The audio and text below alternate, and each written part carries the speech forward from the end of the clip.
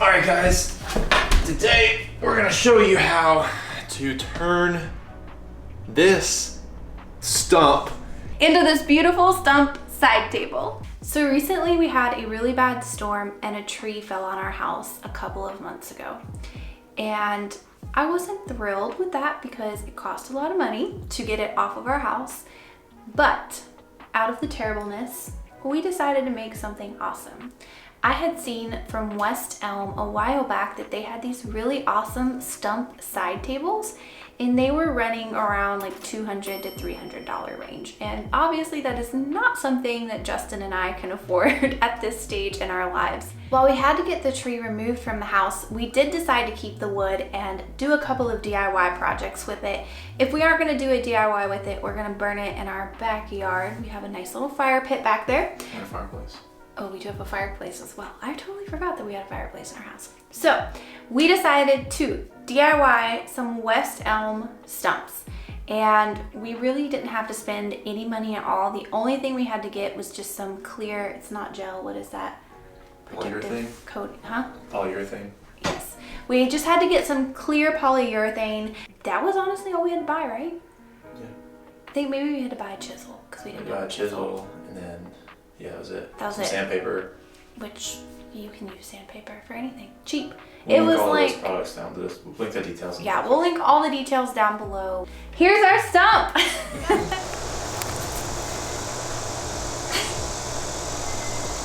Pick it up. I don't even think I can move it. Is that the one you want? No. I kind of would like to do a skinnier one, so like we should do one of those and one of these. Okay, so we have picked our wood. We've got two small stumps here. As you saw over there, this one is probably a little over a foot long and about, I don't know, 8-10 inches in diameter. And then another one that's about the same length. We're gonna have to cut them. These are the stumps that we decided to go with. I had to chainsaw them a little bit to even them out, but they're not perfect. I don't think this project is, you know, I don't think it has to be perfect, but I just think it has to be kind of flat at the top so that you can put stuff on it. So the first thing that we decided to do, we needed to take the side of the wood, all of the bark on the wood. We had to chisel all of that stuff off, which was fairly easy, at least the first layer. And then there was a couple of other layers on top of that were a little bit more difficult. All right, I'm gonna sit on my little stool here, you guys. So step one is just chiseling off all of the excess bark. I'm really hoping that these have dried out enough, but I guess all that we have to do is kind of put our chisel on there and kind of just go like this until the bark comes off. Woo! Look at that. I wasn't expecting it to be that easy, were you? Right. I might need your strength. You're just gonna sit back and not do anything. Just hang out. Yeah, this doesn't honestly look too bad. I don't want to get ahead of myself saying that though, but I've got a chisel and a hammer too, right? yep.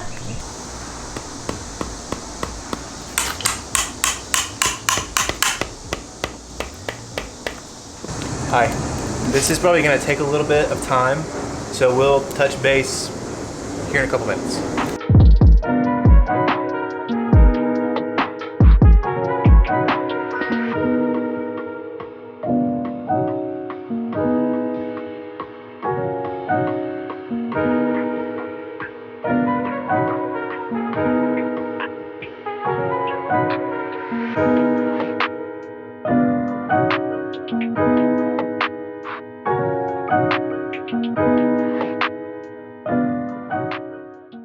Look at Jess. I finished first. She finished first. She beat me. JK. He definitely beat me. And I was having trouble getting the rest of like the bark off of my stuff for some reason, so I'm cleaning up this one. Bugs. She's cleaning it up, what I've done, and I'm just picking up her slack. I'm more of a perfectionist than Justin is, though. That's definitely not true. Yes, it is. That is definitely not true. You think you are because he's an Enneagram 1. Well, remember when we were doing the accent wall? Justin is a little bit of a perfectionist. I am as well, but like not to the degree that he is. So for me, as long as it looks good, like the math behind it doesn't matter. So true. And I'm over there trying to make it perfect, and you're like, it's okay if it's not perfect, and I'm like, eh, Well, like, you're like a is. perfectionist, like you want the math behind it to even up, and I'm like, as long as it looks perfect, I'm good. Fake it till you make it. That's my motto. I don't think he feels the same way though. Do you? And then after that, we just sanded it. We have an electric sander, and I think it was 120 grip, the fine sandpaper.